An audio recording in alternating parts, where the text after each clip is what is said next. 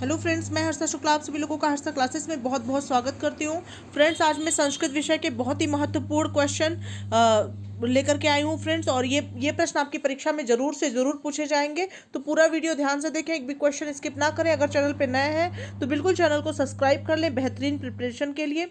तो चलिए friends, start करते हैं। पहला क्वेश्चन है, द्वि शब्द का पुल्लिंग तथा स्त्रीलिंग में द्वितीय तथा चतुर्थी विभक्ति में रूप लिखिए। बहुत ही महत्वपूर्ण प्रश्न है, परीक्षा में जरूर पूछा जाता है। डीएलएड 2017 में पूछा जा चुका है और 2020 में आने की पूरी संभावना बन रही है। तो सबसे पहले फ्रेंड्स, पुल्लिंग में रूप लिखेंगे तो विभक्ति एक वचन, बहुवचन, द्विवचन और बहुवचन, इस तरह से हेडिंग डालेंगे इसके अंतर्गत। और पहले द्वितीय लिखेंगे। द्वितीय विभक्ति क्या है? द्वितीयम, द्वितीयो, द्वितीयान। ठीक है। चतुर्थी विभक्ति आपका द्वितीयस्मै या द्वितीयाय, जिसको हम बोल सकते हैं द्वितीयभ्याम, द्वितीयभ्यः। ठीक है। तो पुल्लिंग में आप इस तरह से लिखेंगे विभक्ति, द्वितीय विभक्ति और चतुर्थी विभक्ति के अंतर्गत। द्वितीय विभक्ति के अंतर्गत आप लिखेंगे द्वितीयम, द्वितीयो, द्वितीयान। और चतुर्थी विभक्ति के अंतर्गत द्वितीयस्मै या द्वितीयाय लिख सकते हैं, द्वितीयभ्याम और द्वितीयभ्य। ठीक है। नेक्स्ट आपका स्त्रीलिंग में क्या क्या लिखेंगे फ्रेंड्स? स्त्रीलिंग हेडिंग डालेंगे, इसके अंतर्गत विभक्ति एक वचन, द्विवचन, बहुवचन सेम वही रहेगा। और द्वितीय विभक्ति रहेगी आपकी द्वितीयाम, द्वितीये, द्वितीया। चतुर्थी विभक्ति में द्वितीयस्मै, द्वितीयाये, द्वितीयभ्याम, द्वितीयाभ्य। ठीक है। इस प्रकार से स्त्रीलिंग लिखेंगे। नेक्स्ट है फ्रेंड्स, राम शब्द के रूप में सभी विभक्तियों एवं वचनों के में लिखिए। मतलब राम शब्द के रूप में सभी विभक्तियों एवं वचनों को आपको लिखना है। राम शब्द आप लिखेंगे तो विभक्ति के अंतर्गत विभक्ति एक वचन, द्विवचन, बहुवचन लिखेंगे। सबसे पहले आपका आता है प्रथमा विभक्ति फ्रेंड्स। और प्रथमा विभक्ति के अंतर्गत आपका राम का हो जाता है रामः, रामो, रामाः। द्वितीय विभक्ति के अंतर्गत रामम, रामो, रामान। ठीक है। उसके बाद तृतीय विभक्ति में आता है रामेण, रामाभ्याम, रामैः। चतुर्थी विभक्ति में रामाय, रामाभ्याम, रामेभ्य। पंचमी विभक्ति के अंतर्गत रामात्, रामाभ्याम, रामेभ्यः। षष्ठी विभक्ति के अंतर्गत रामस्य, रामयोः, रामाणाम्।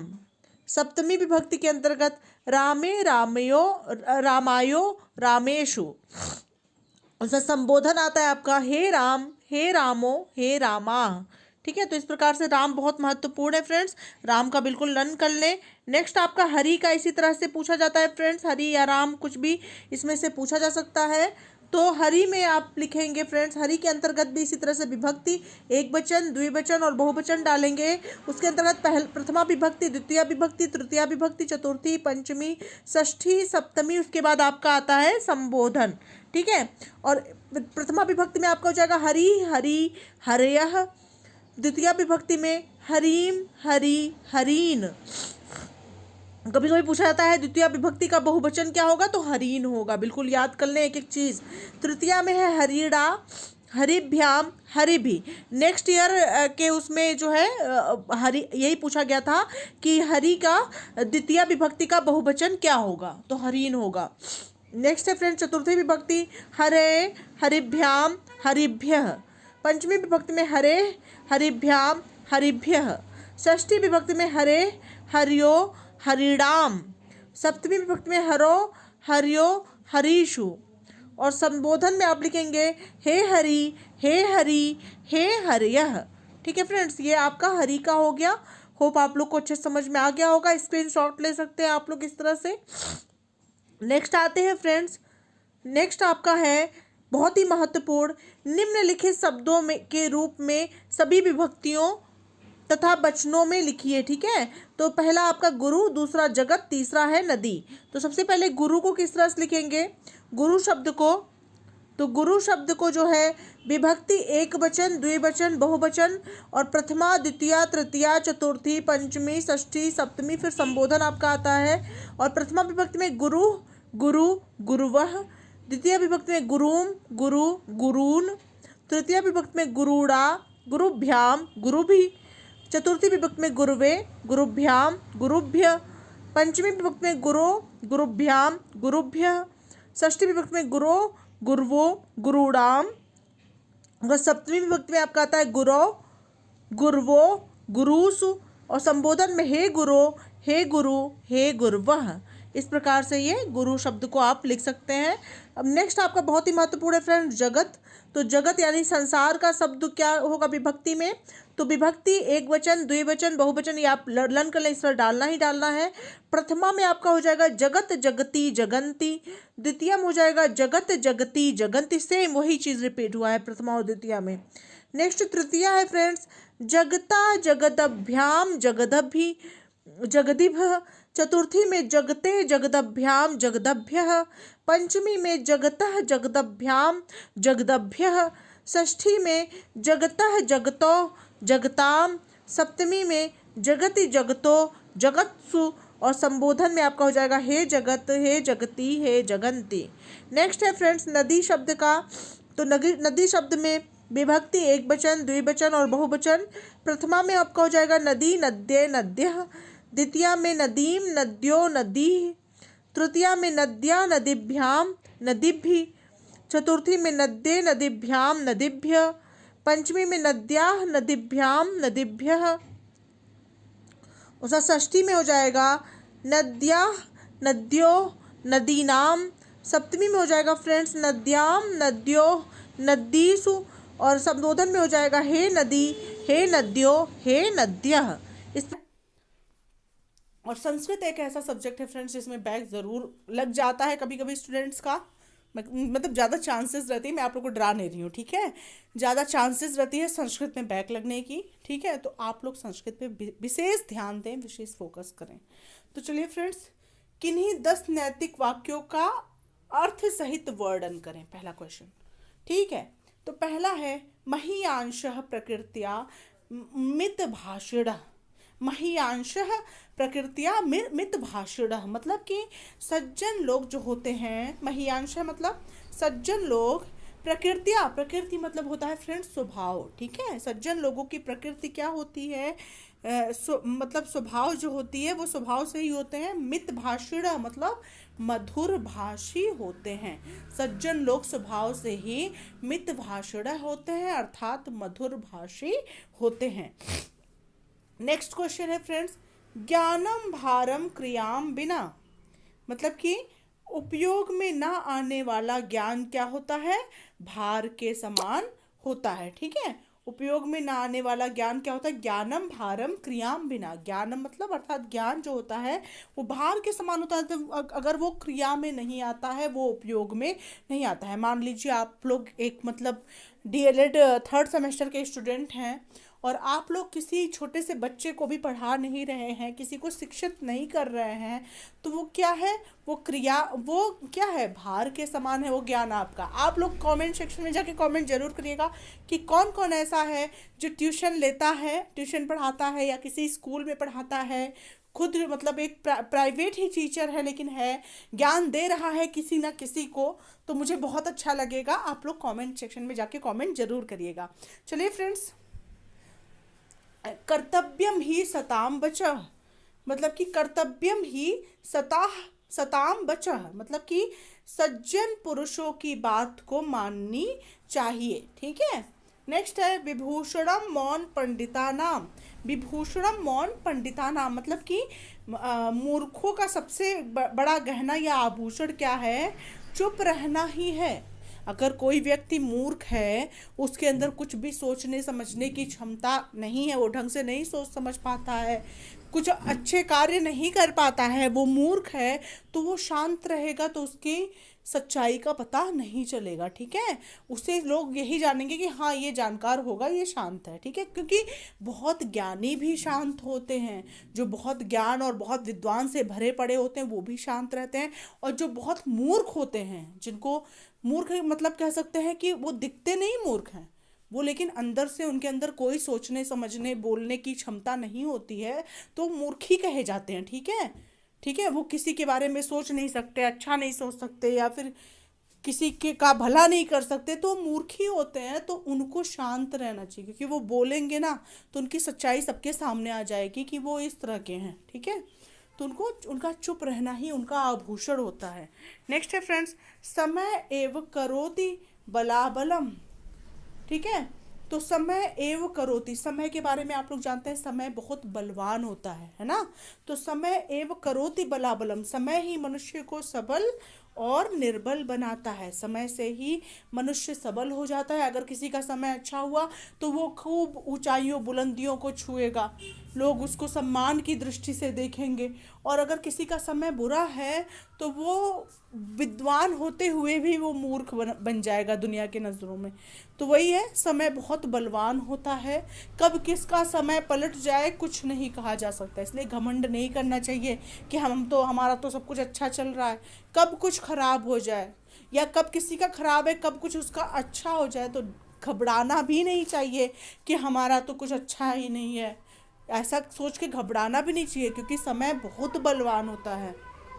नेक्स्ट है फ्रेंड्स, सत्यम ब्रूयात प्रियम ब्रूयात न ब्रूयात सत्यम प्रियम।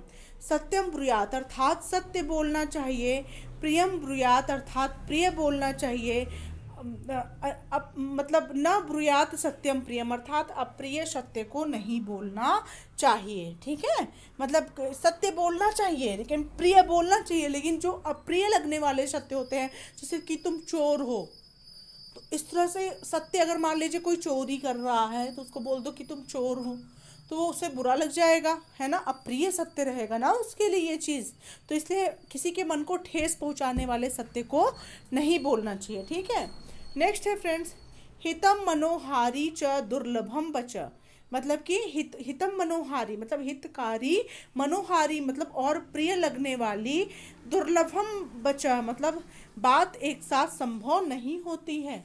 मतलब कि कोई बात अगर हितकारी भी हो और मन को भी अच्छी लगे तो ऐसा संभव नहीं है। ठीक है, जैसे कोई चोरी कर रहा, आप उसको बोले कि चोरी मत करो, तो आप उसके हित की बात बोलेंगे, चोरी मत करो वरना बहुत गलत होगा, पाप पड़ेगा तुमको, चोरी करना पाप है। ठीक है, तो तुम उसके हित की बात बोलोगे, लेकिन उसको क्या होगा, मनोहारी नहीं लगेगा, मन को अच्छा नहीं लगेगा कि आप उसको क्यों सिखा रहे हैं इस तरह से, है ना। तो इसीलिए वो दोनों बातें एक साथ संभव नहीं होती हैं। नेक्स्ट है फ्रेंड्स, यत्र नार्यस्तु पूज्यन्ते रमन्ते तत्र देवता। मतलब कि जहाँ नारियाँ पूजी जाती हैं वहाँ देवता निवास करते हैं, वहाँ देवता रमनते हैं यानी निवास करते हैं।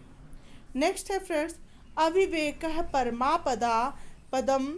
मतलब कि अविवेक है परमा पदाम पदम, मतलब अविवेक मतलब होता है अज्ञान या अज्ञानता, और परमा पदाम पदम मतलब समस्त आपत्तियों का क्या है, आधार है। नेक्स्ट है फ्रेंड्स, विद्या धर्मेण शोभते।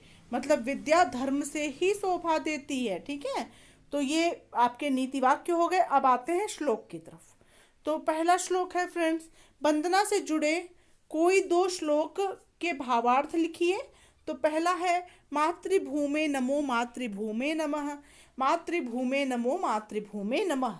तो इसका भावार्थ होगा, हे मातृभूमि तुम्हें नमस्कार है, हे मातृभूमि तुम्हें नमस्कार है। ठीक है, अगला है तव गिरिभ्यो नमस्ते नदीभ्यो नमः, तव वनेभ्यो नमस्ते जनपदेभ्यो नमः। मतलब कि हे मातृभूमि तुम्हारे पर्वतों को नमस्कार है, गिरिभ्यो नमस्ते मतलब कि तुम्हारे पर्वतों को नमस्कार है, नदीभ्यो नमः मतलब कि हे मातृभूमि तुम्हारी नदियों को नमस्कार है, तो वनेभ्यो नमः नमो जनपदेभ्यो नमः मतलब कि हे मातृभूमि तुम्हारे वनों को नमस्कार है।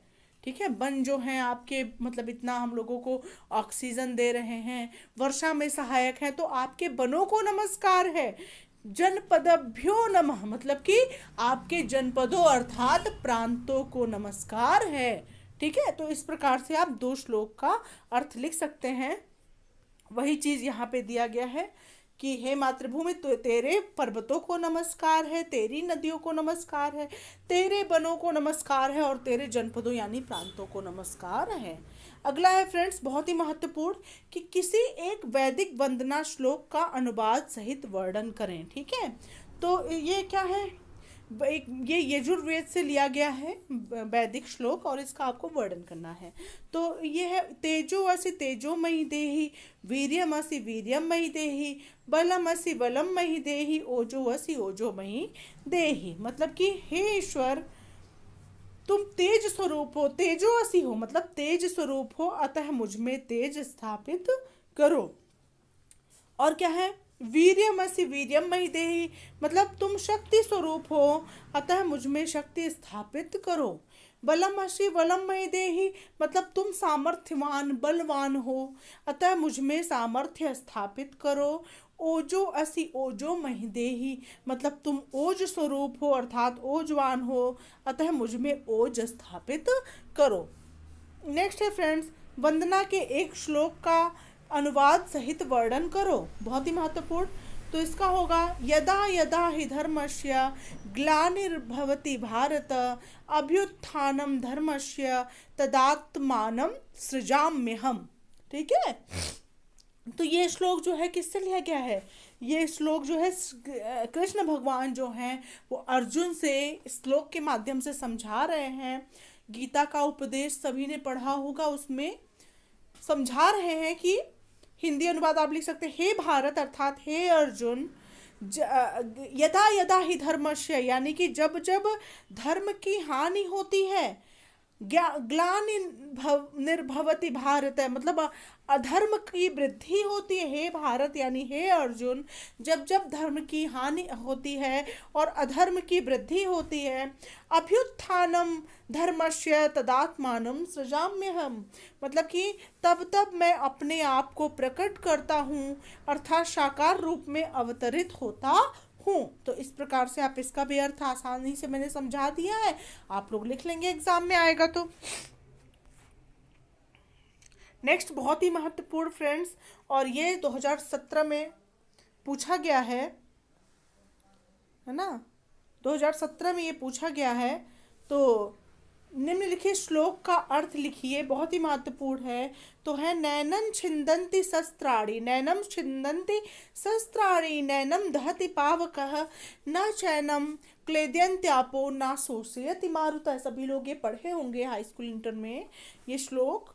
तो इसका अर्थ होगा, नैनम छिन्दन्ति शस्त्राणि, यहाँ पे किसकी बात की गई है, यहाँ पे आत्मा की बात की गई है। ठीक है, नैनम छिन्दन्ति शस्त्राणि, ना तो इस आत्मा को कोई शस्त्र काट सकते हैं। ठीक है, नैनम दहति पावकः, पावक किसका पर्यायवाची होता है, अग्नि का, अग्नि अनल ज्वाला पावक दाहक, ठीक है, आहूत, ये सभी अग्नि का तो पर्यायवाची होता है। तो ना तो अग्नि क्या कर सकती है, इसे जला सकती है, दहति मतलब दहन करना यानी जलाना, ना तो अग्नि जला सकती है। ना चैनम क्लेदयन्त्यापो, ना शोषयति मारुतः, ना तो इसे जल गीला कर सकता है। ठीक है, ना तो इसे क्या कर सकता है, जल गीला कर सकता है। ना शोषयति मारुतः, ना तो इसे क्या वायु सुखा सकती है। मारुत, मारुत मतलब क्या होता है, वायु, हवा, हवा वायु समीर, ठीक है ना। तो वायु का यही तो पर्यायवाची होता है, हवा समीर मारुत। ठीक है, तो ना तो इसे हवा यानी वायु सुखा सकती है। अतः यह आत्मा क्या है, अतः यह आत्मा अजर अमर है, या अतः यह आत्मा सदा विकार रहित स्थिति में रहती है, या कह सकते हैं यह आत्मा अजर अमर है। ठीक है, नेक्स्ट की तरफ पढ़ते हैं फ्रेंड्स। निम्नलिखित श्लोक का हिंदी में अर्थ समझाइए। 2017 के सेकेंड बार वाले परीक्षा में पूछा गया था। अभिवादनशीलस्य नित्यं वृद्धोपसेविनः, चत्वारि तस्य वर्धन्ते आयुर्विद्या यशोबलम। अभिवादनशील से मतलब अभिवादनशील, ठीक है। नित्य वृद्धोपसेविनः मतलब कि नित्य बड़ों की सेवा करने वाले से, चत्वारि तस्य वर्धन्ते मतलब इन चारों में वृद्धि होती है। आयु विद्या यश और बल, ये चारों बढ़ते हैं। अभिवादनशील है, ठीक है, अगर कोई अभिवादनशील है यानी संस्कारी है, यानी कि लोगों की इज्जत करता है, मान सम्मान करता है, ठीक है, और नित्य बड़ों की सेवा करता है, तो उसके चार चीज़ों में वृद्धि होती है। आयु विद्या, यश और बल, ये 4 चीज़ें बढ़ती हैं। ठीक है, तेजो असी वाला तो हमने अभी पढ़ा दिया है आप लोग को, तो इसको दोबारा कराने की ज़रूरत नहीं है, सभी लोग समझ गए होंगे। अगला बहुत ही महत्वपूर्ण है फ्रेंड्स, नेक्स्ट बहुत ज़्यादा महत्वपूर्ण, निम्नलिखित श्लोक का हिंदी में अर्थ लिखिए। बहुत ही ज़्यादा महत्वपूर्ण, 2018 में पूछा गया है। अयम निजम परो बेति गणन लघुचेत साम उदार चरिता नाम तु वसुधैव कुटुंबकम। अयम निजम मतलब यह मेरा है, निज मतलब मेरा है, परो बेति यह उसका है, गणन लघु चेत साम ऐसी गणना जो है संकुचित हृदय वाले व्यक्तियों की होती है। जो संकुचित चित्त वाले व्यक्ति होते हैं वो ही ऐसी गणना करते हैं। उदार चरिता नाम तु वसुधैव कुटुंबकम। उदार चरिता नाम मतलब कि इसके विपरीत जो उदार चरित्र वाले लोग होते हैं उनके लिए संपूर्ण धरती ही मतलब वसुधैव कुटुंबकम मतलब संपूर्ण धरती ही क्या होती है, एक परिवार के समान होती है। तो ये बहुत ही महत्वपूर्ण श्लोक है इस परीक्षा के लिए। तो ये रहे फ्रेंड्स कुछ महत्वपूर्ण श्लोक और नीति वाक्य। यहाँ से कुछ अलग नहीं पूछा जाएगा, कुछ भी अलग क्वेश्चन में नहीं आएगा, तो पूरा वीडियो ध्यान तक। अगर संख्याओं को बात करें, संस्कृत में 3-4 संख्याएं पूछी जाती हैं परीक्षा में और करीब 2 से 4 नंबर का यहाँ से प्रश्न आना तय है आपकी परीक्षा के लिए। तो फ्रेंड्स ध्यान से इसको देखेंगे, 2 से 4 नंबर को एकदम पक्का कर ले यहाँ से।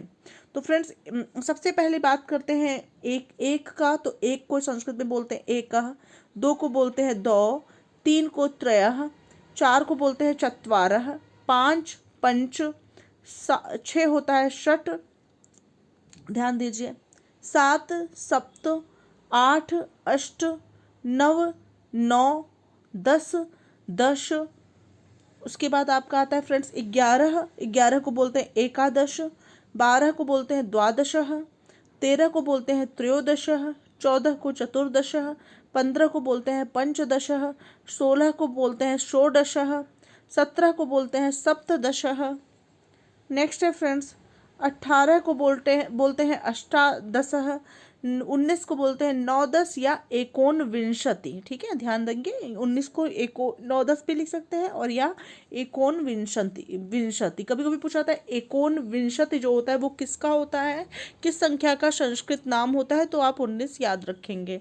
नेक्स्ट आपका 20 को लिखते हैं विंशति, और 21 को लिखते हैं एक विंशति, 22 को लिखते हैं द्वाविंशति, 23 को लिखते हैं त्रयोविंशति, 24 को लिखते हैं चतुर्विंशति, फिर 25 को लिखते हैं फ्रेंड्स पंचविंशति। ठीक है, नेक्स्ट आते हैं फ्रेंड्स 26 को, तो षड्विंशति, 27 को सप्तविंशति, 28 को अष्टविंशति, 29 को नवविंशति और 30 को लिखते हैं त्रिंशत। ठीक है, त्रिंशत लिखते हैं, ध्यान दीजिएगा, इसको नोट कर लीजिए सब लोग कॉपी पेन लेकर के, क्योंकि यहाँ से प्रश्न जरूर आपके 50 में से कोई भी पूछा जा सकता है कि इसको संस्कृत में कैसे लिखेंगे या ये किसका संस्कृत का नाम है। तो ये सारी चीज़ें घुमा फिरा के पूछी जाती हैं। 31 को क्या लिखते हैं फ्रेंड्स एक त्रिंशत है, और 32 को लिखते हैं द्वात्रिंशत, 33 को लिखते हैं त्रैत्रिंशत, 34 को ध्यान दीजिए, देखिए एकदम लग नहीं रहा है कि ये 34 का है, पूछ लिया जाता है कि 34 का संस्कृत नाम क्या होगा, तो दच त्रुश्रित्र शत। ठीक है, दच तुश्रित्र शत। ठीक है, ध्यान देंगे इसको।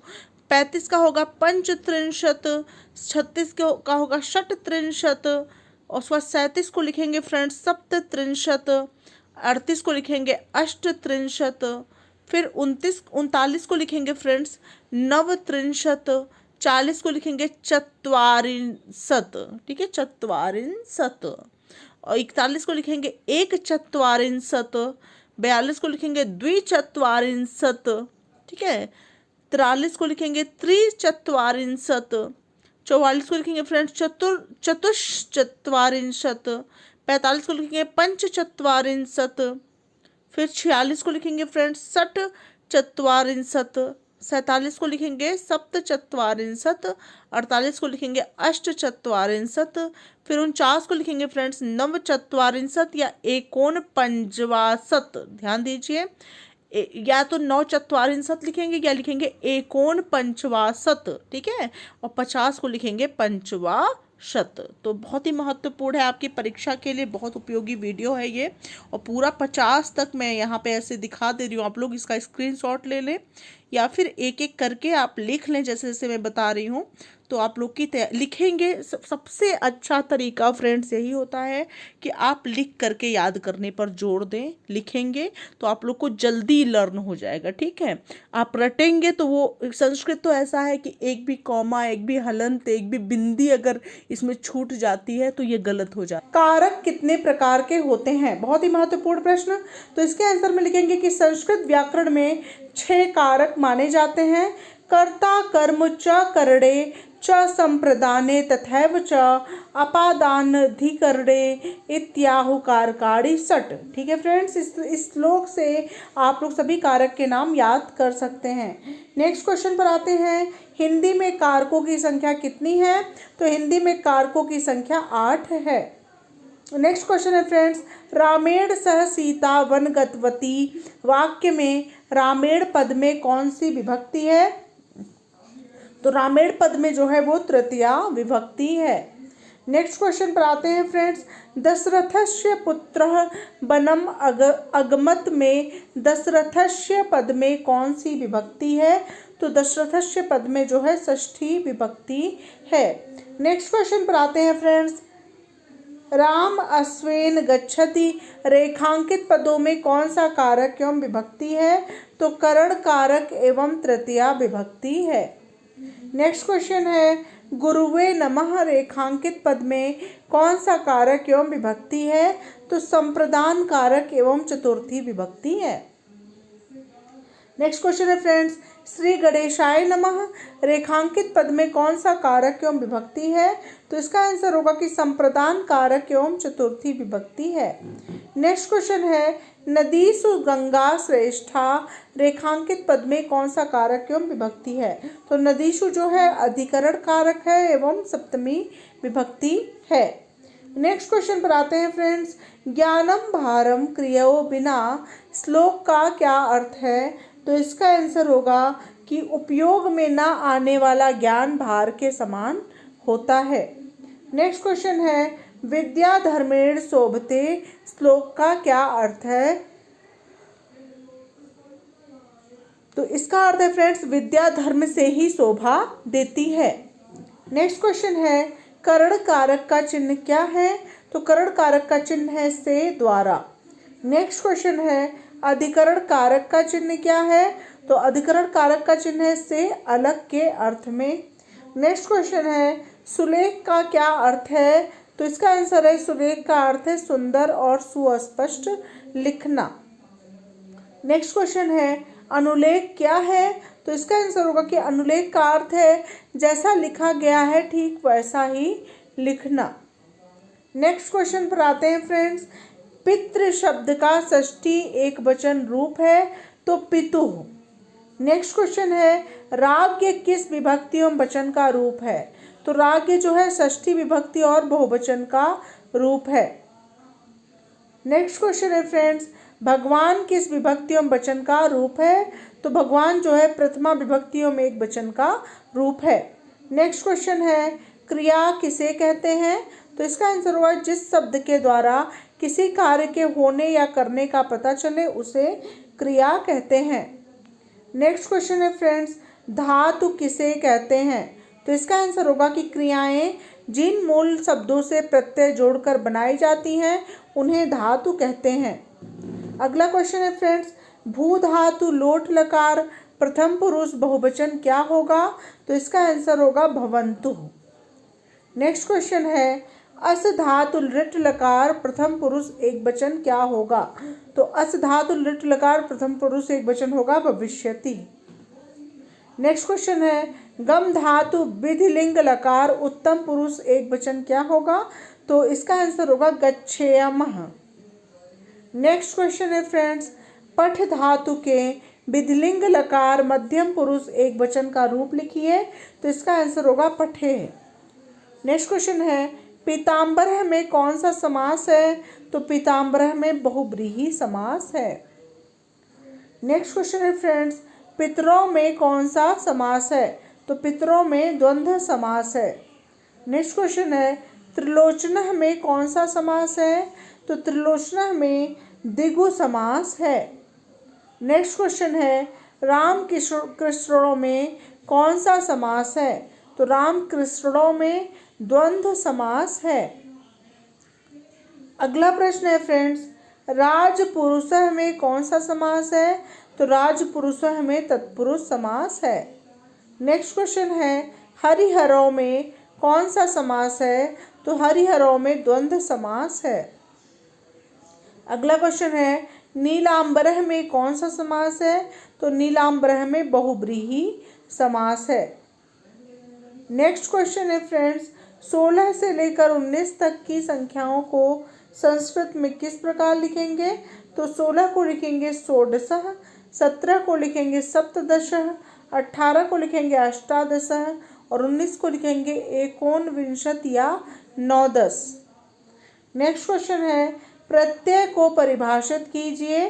तो इसका आंसर होगा कि ऐसे शब्द जो धातु के अंत में जुड़कर उनके अर्थ में परिवर्तन कर देते हैं प्रत्यय कहलाते हैं। अगला क्वेश्चन है, संस्कृत शिक्षण में उपयुक्त उपकरणों के नाम उल्लेख करें।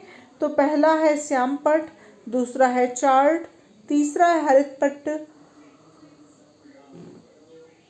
और चौथा है मानचित्र।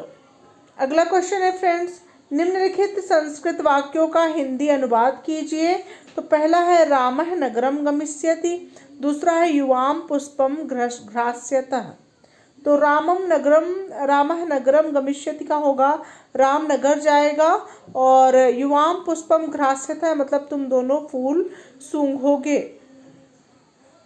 नेक्स्ट क्वेश्चन है, पितृ शब्द रूप पंचमी विभक्ति के तीनों वचनों में लिखिए। तो पितुः पितृभ्याम पितृभ्यः।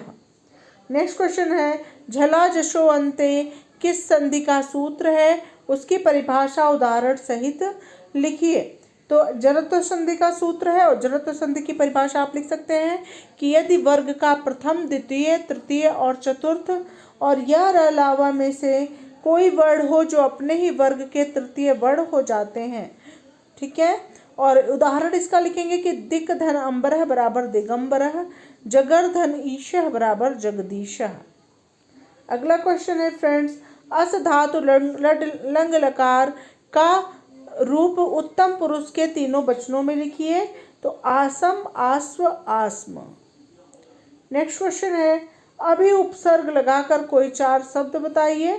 तो अभिमानः, अमितः, अभिज्ञानम, अभिमुखम। नेक्स्ट क्वेश्चन है, पश्यन् शब्द में धातु एवं प्रत्यय लिखिए।